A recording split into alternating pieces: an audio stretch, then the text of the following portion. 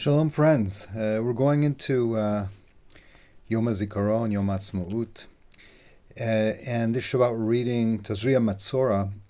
For both of those parshiot, we only have one drasha survived from the Piaseczner Rebbe, which is Parshat Metzora and Tafshin in the spring of 1940 in the ghetto.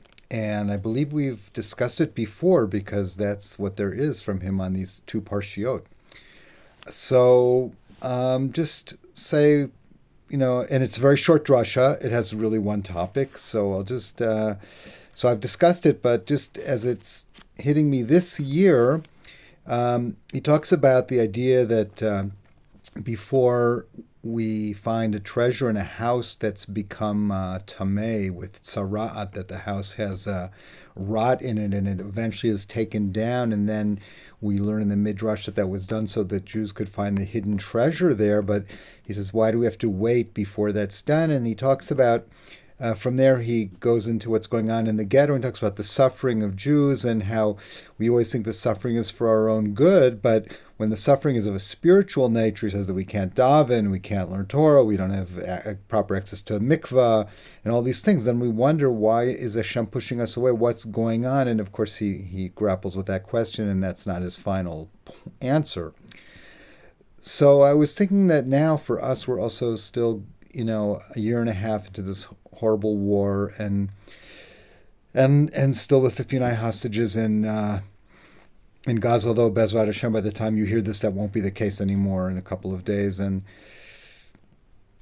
so I was thinking more like, we on the one hand are having these sufferings, but on the other hand, we don't have the spiritual sufferings that he's talking about. We have complete access to minyan and mikvah and, learning Torah and whatever we want, so we can't claim like he's claiming or wonder about his wondering of like, why would Hashem make us suffer spiritually? Here the suffering isn't spiritual, it's more on the physical, military realm. And then I was just thinking that the real challenge for us is not like that we can't get to the mikvah or can't get to shul or anything like that. Well, that's all easy.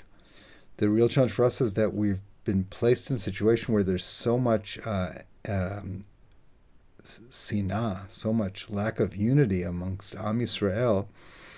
I mean, on the one hand, maybe, there's a tremendous amount of unity maybe on the lower levels, and maybe it's just the politicians that are pulling things apart. Maybe, maybe for the people that have the seichel to never watch the news, and they don't hear all that stuff, and then they just see the goodness of Am Yisrael.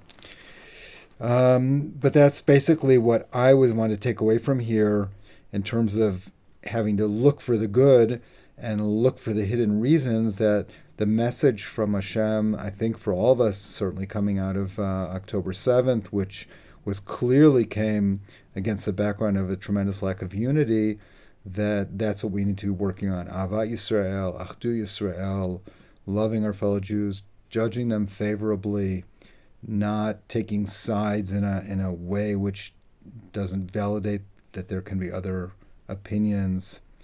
And Bezrat Hashem, if we, like one sticker that I saw in the war, like HaKadosh Baruch Hu, Anachnu Avim Zeh Zeh, Hashem, we love each other, so be good to us. So Bezrat Hashem will have great reason to celebrate this Yom HaAtzmaut, and from then on, and Shabbat Shalom, Shev good tidings, Kol Tuv, bye-bye.